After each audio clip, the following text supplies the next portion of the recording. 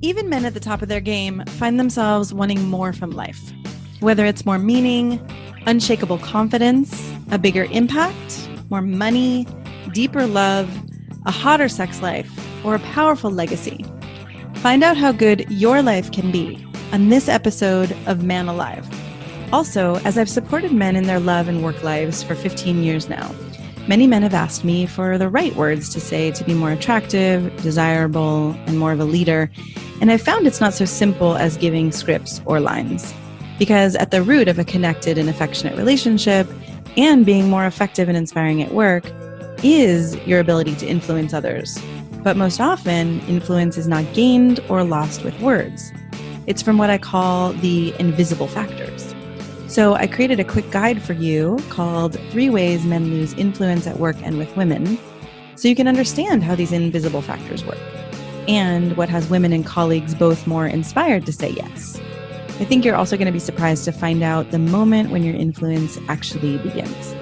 So grab the guide for free at shanajamescoaching.com/3ways. That's shanajamescoaching.com/3 and the word ways, WAYS. Or you can text ALIVE to 44144. That's the word ALIVE, ALIVE, to 44144. I hope you enjoy the guide and this episode. Hello and welcome to this episode of Man Alive. I am happy to be here today, and I use the word happy very intentionally because we are going to talk about happiness. Happiness is one of those things that can be elusive. You know, it can be like, well, it was here one moment and now it's gone and I don't know how to get it back, or, you know, am I actually happy or am I not, or am I happy with this person? You know, there's all these questions that we can kind of circulate around happiness and wondering whether we have it or not and what it would be like to actually be happy, or even for some people to feel depressed and sad more often than they feel happy. So we have an expert today here, Joel Drazner. Joel, welcome. I'm so happy you're here. Oh, I'm thrilled to be with you, Shana. And for those of you who have not met Joel, I'll give you an intro and then we can dive into the topic of how to actually, be happy or find happiness. So Joel has a master's in spiritual psychology and is a resilience coach for individuals, businesses, students, teachers, families with loved ones in treatment or recovery. And he works with clients globally and has been a keynote speaker at various commerce and service organizations. He's even worked with incarcerated women, high schoolers, teachers, business leaders, veterans, attorneys grappling with stress. And he's currently even working with actors in Los Angeles on issues surrounding performance anxiety. So Joel's a curriculum director for the International Committee of Artists for Peace, and with programs around bullying, dropping out, and drug use among K through 12 students, as well as bringing out their inherent potential and resilience. So thank you for doing this work. I mean, I think more than ever, we are in need of resilience with, the world seems pretty intense these days, and kids are going through it and adults are going through it. And, so thank you for working with everybody, it sounds like. There seems to be no end to human suffering, and it's nice to play a small part in helping people see a path out of it. That's a really interesting statement you just made. There seems to be no end to human suffering, and yet we're also talking about happiness, right? So let's dive in there. How do you relate suffering and happiness? How do they come together for you? Yeah.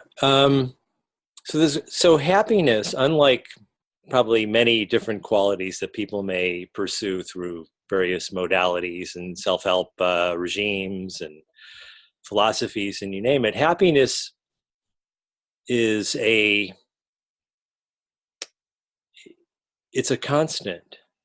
It's not a quality one finds. It's not a quality that's quantitative. And, I have X units of happiness and I need X plus 3 more units of happiness in order to be in a better place. It's looking more and more to me like happiness is, you and I were talking about books briefly before we started this. Okay. So if you open a book, there's a assortment of words on a white or off-white page. Mm-hmm. Okay. So it's looking more like happiness is the whiteness of the page. It's always there.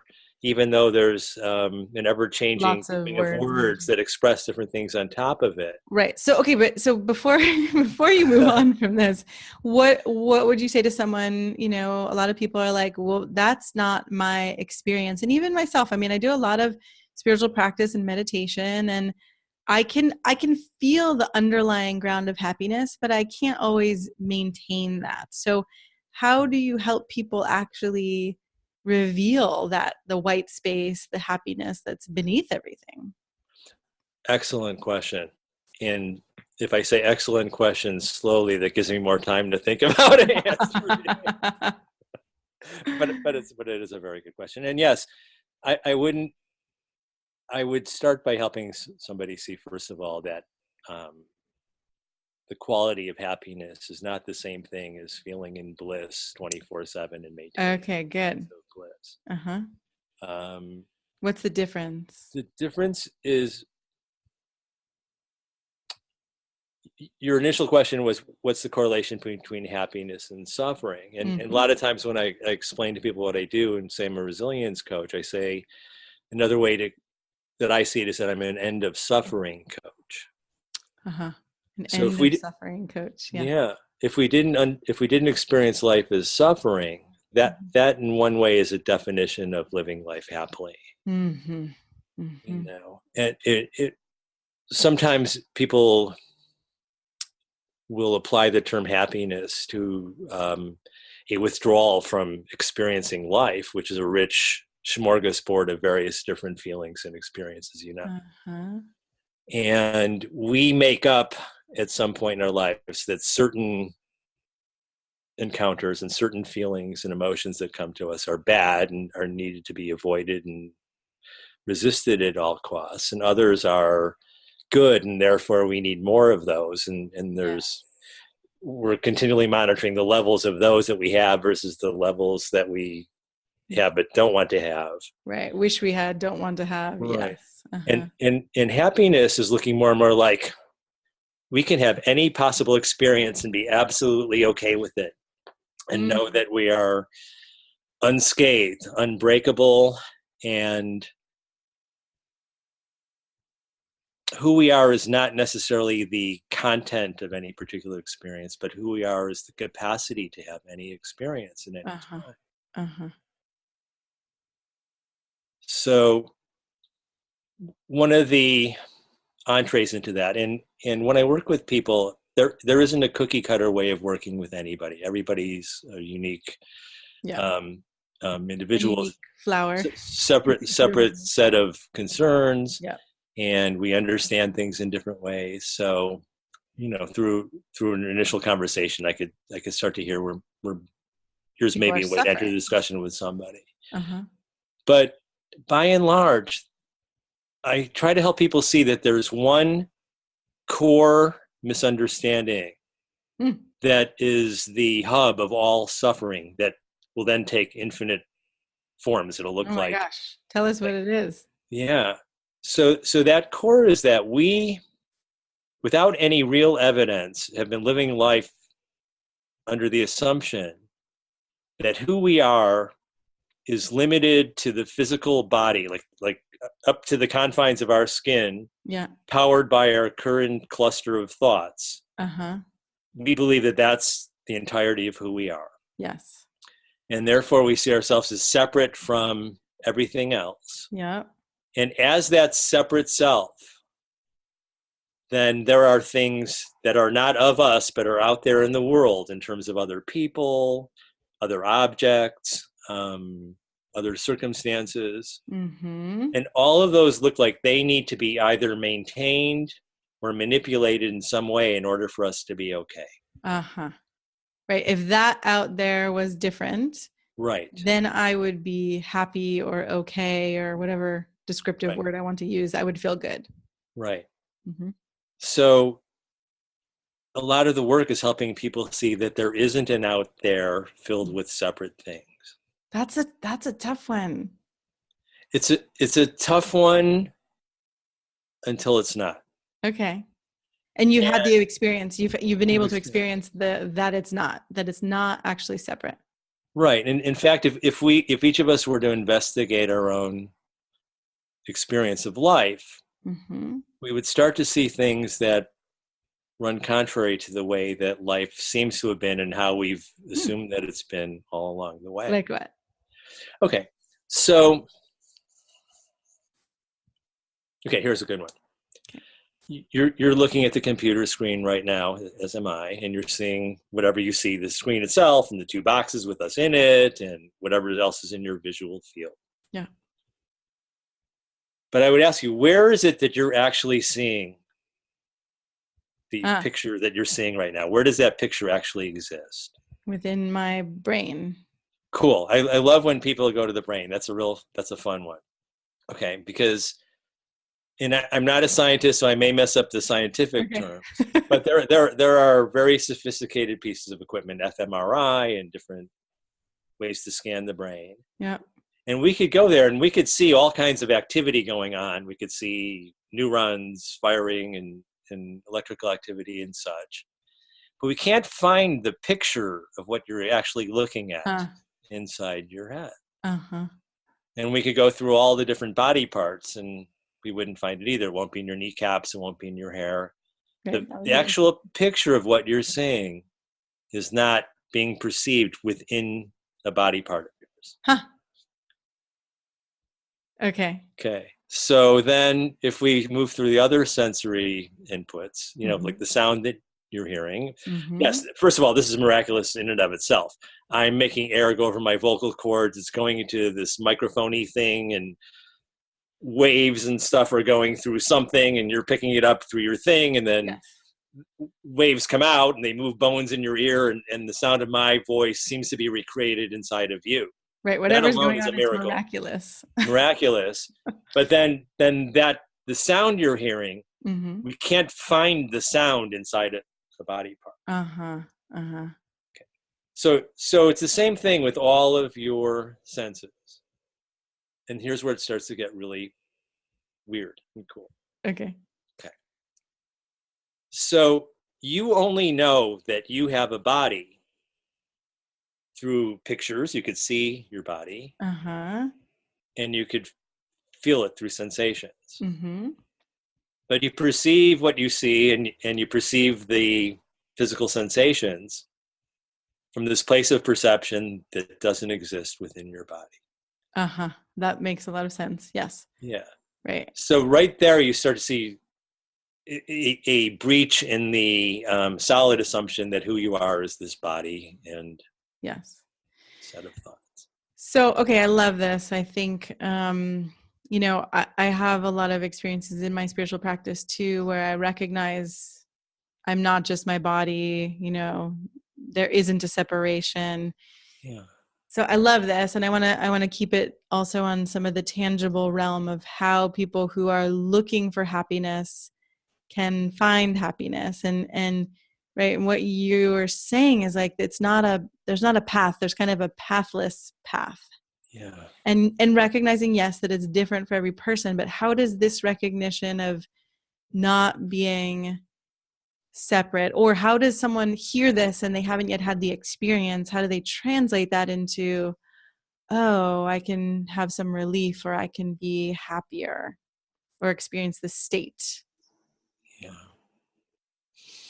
So sometimes, borrowing on some of the things I've heard from some really great teachers, certain, I like to call them thought experiments and not necessarily meditations, because I don't see myself as giving a tool to somebody, but they're a great way to enter into the conversation. Uh-huh. One of the ones I might say is, whatever your current concern is right now, Uh-huh. and it might be really intense for you, and I totally get it.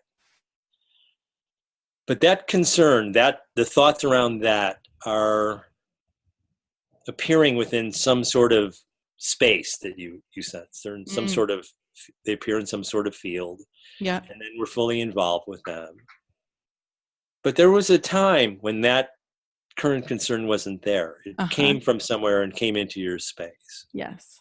And there may even be times during the day, there must be, when you you suddenly are looking for the right shoes to wear for the moment, that even if you have an intense thing in that space, for the moment of looking for the shoes, that thing goes away and looking for the shoes comes in. Yes. You find the shoes, and then that thing may come back. Yep. Okay. So what's interesting to look at is, what is it that is always there when everything else that comes and goes comes and goes? Okay, what is it that's always there when everything else that comes and goes comes Yeah, and in other goes? words, what is the nature of that space or field within which all the things that concern us appear and disappear? Right. I mean, the first thing that comes up for me is there's this kind of background of silence or quiet or Yeah, nothingness. It's not nothingness because it's a something. but you went right to it. It's a quietness, it's a peacefulness, it's a Yeah. steady stillness. It's something that's so intimate to our being, that's been with us from the moment we've been around. It's the knowing of the experience of it that comes into that space. So interesting how full our lives are of thoughts and thoughts about the thoughts and thoughts about the past and thoughts about the future and, all of these things outside of the moment. And I know for myself, even with meditation and practices, it can be hard to actually recognize that silence or that quiet is a thing.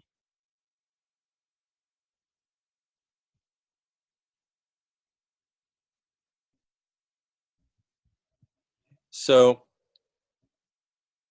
yeah, there's a space that's always been there where everything that we've experienced has come to us and receded from. And even our bodies have changed at every moment from birth until now. Right. But what hasn't changed is our knowing of our body, our knowing of experience. Our awareness of all of this has been constant and never not there. Mm-hmm. And Just once clouded over, kind of like clouded over by all the experience themselves, or clouded over by thought dividing the infinite one shared being of everything into separate looking things. Uh-huh. But you went right to it. You saw that there, underneath all of that, or that space, was made of peace or stillness or quiet. Which is kind of like as I feel that, it's beyond happy or not happy, right? Yeah. It kind of just is, or something. It just is. Even happy, in a sense, is like a tick too far in the explanation of trying to apply a quality to it, because the common understanding of happiness is that's something that has a quantitative measurement to it. But we're talking about something that is fundamental and eternal and neutral in the best possible way, made of peace.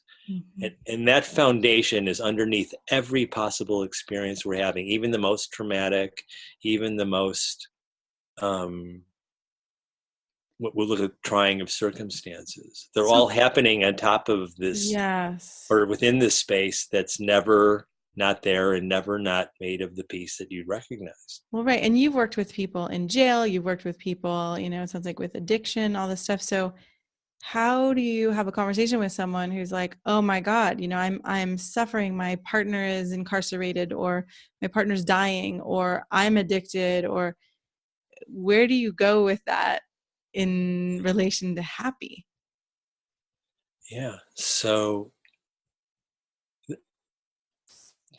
that's why it becomes a little difficult to talk about hypothetically, because we're talking about an imaginary person with a certain circumstance who's going to respond in a way that we're imagining will respond that way, even though the particular person isn't here at the moment. And that's why fleshing out a conversation with the person is vital. Of course, right, is important. Yeah. Right. But if in the moment they can experience a little piece of what you got right away, that, oh my gosh, there's a sense of peace right underneath this. I did a brief series of about 4 or 5 talks to the small group at a mental hospital in the Southern California area. And each time I went in, it was a different group because they had short stay people. They had people there for a week, but I would come every 2 weeks. So I would see virtually all new people each time. Yeah. And I didn't know how I would really talk to them. But I just started talking from the beginning. And I asked them to sit quietly and close their eyes and kind of imagine the same sort of thing. Or this is a really good one too. Like, you can even try this. So, like, take a moment and close your eyes. Mm. Allow whatever thought that's predominant or whatever thought that comes up right now to be there. Don't try to push it away. Don't try to do anything with it. You can even just focus on that thought for a moment. Mm-hmm. And as you're focusing on the content of that thought, notice also that there's sounds. You're hearing the sound of my voice. You might be hearing whatever sounds are seeping in through your neighborhood, maybe little sounds in your house. Maybe you could hear some of the traffic behind me. I don't know if you can or can't, but whatever, you're hearing some sounds. Now move your attention from the thoughts to the sounds. And then from the sounds back to the thoughts. Mm. And you can go back and forth between those a few times until you start to see that both the thoughts and the perception of the sounds are appearing in the same place. Mm. Which is kind of opposite to how we live our lives. Our orientation is usually that our thoughts are on the inside. Yes. And the sounds and The sounds perceptions come of the from world the are on the outside. outside. Uh-huh. But through that, we can start to see, oh, wait a minute. There isn't really an outside and inside. It's all one contiguous. Interesting. And where I thought you were going to go with that is, oh, right, if we can also kind of start to see, just because I have thoughts doesn't mean they're real. Or just because, right, like I used to have, when I first got married years ago, I would have these thoughts about what it was to be a good wife, or the frustrations that I heard my mom speak to my dad. And these thoughts would go through my head about my then husband. And I would think, wait a minute, that's not even my thought. That's just a thought I've heard hundreds, probably thousands of times. So where I thought you were going to go with it is like, oh, right. Everything in a way is kind of, whether you want to say inside or outside, everything's kind of coming in, whether it's thoughts or sounds, and but we take it as though it's part of us. Yeah. But you were going in a different place.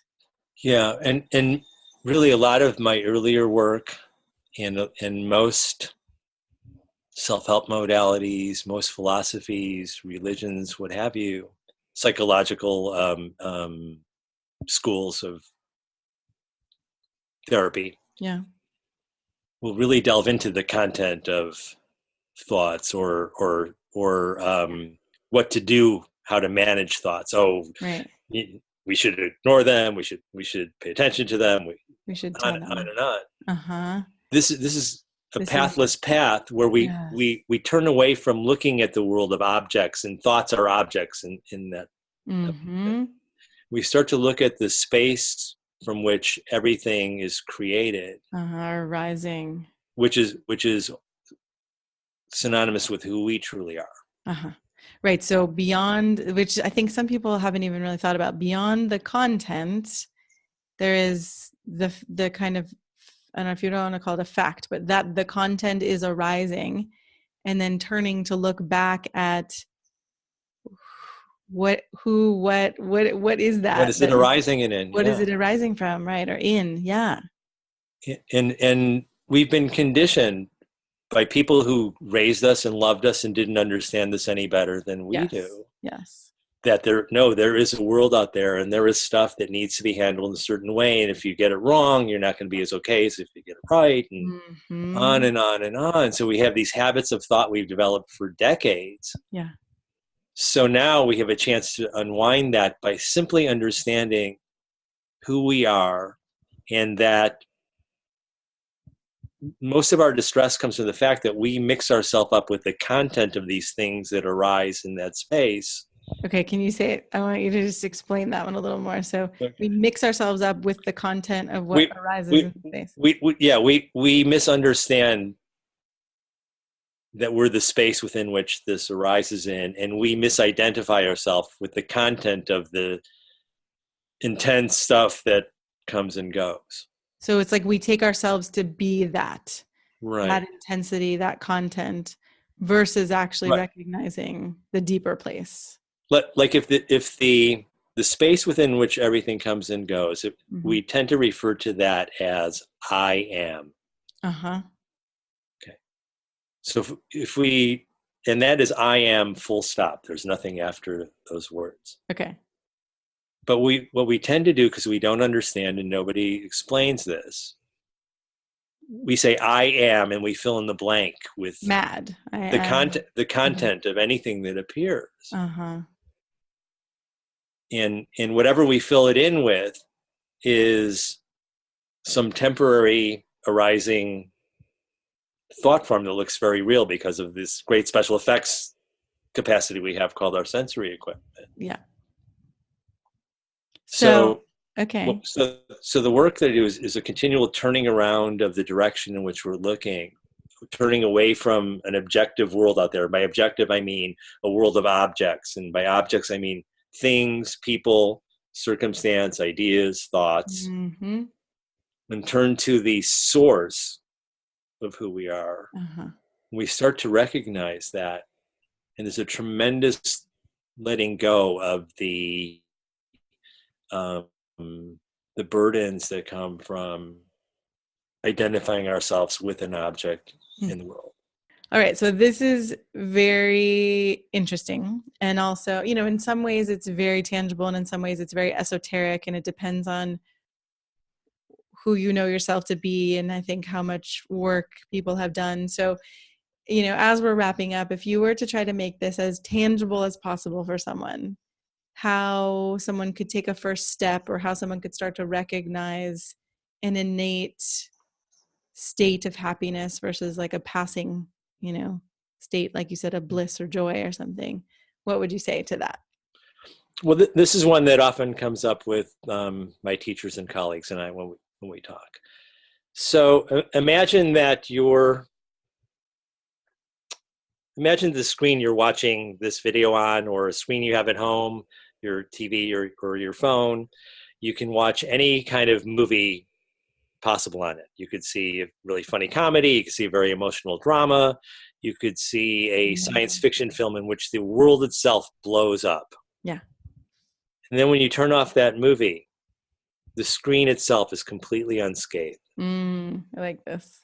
The screen has never been harmed or damaged or touched by any of the content of the stuff that's played on it, even though the stuff that's been played has been vivid, we've been caught up in it. So start to consider the possibility that who you are is more the screen than Than the any of the movies that play on content, it. or yes, Yeah. any of the movies or contents or shows that come up on the screen. Yeah. And then work with somebody like me who helps you see that. Exactly. Yeah.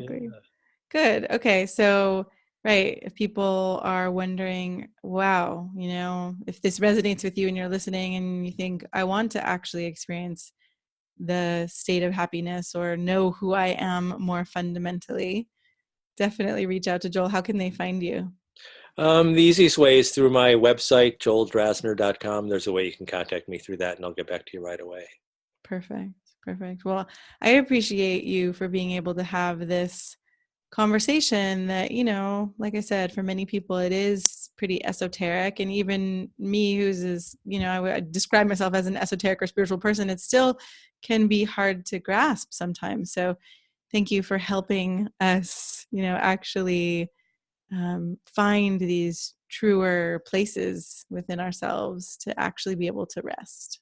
It's been such a privilege to have this opportunity to share it with you and your I'm sure, ever expanding audience. Thank you. I'm so glad you joined us for today's episode of Man Alive. I hope it gives you a sense of what's possible and how good your life can be. If you like what you heard, I'd be so grateful for you to subscribe to Man Alive and write a quick review that helps men like you find us. And again, head over to shanajamescoaching.com/manalive to get outtakes, videos, and raw footage I only share there. These are some of the most interesting parts of these expert conversations. You can also grab your copy of The Unknown Power to accelerate your career and solidify your confidence with women, because the two are related, and I know you don't have to settle for one or the other. Join us each week for a new episode of Man Alive.